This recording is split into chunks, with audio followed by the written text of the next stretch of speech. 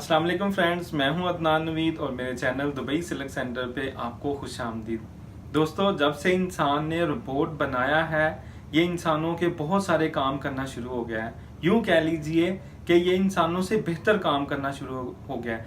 आज की इस वीडियो में मैं आपको दिखाऊंगा कि रोबोट कैसे काम करते हैं, किस तरह ये इंसानों से बेहतर काम करते हैं। तो सबसे पहले आप मेरे चैनल को सब्सक्राइब कर लें, बेल आइकन को प्रेस कर लें ताकि मेरी हर आने वाली वीडियो आपको मिल सके।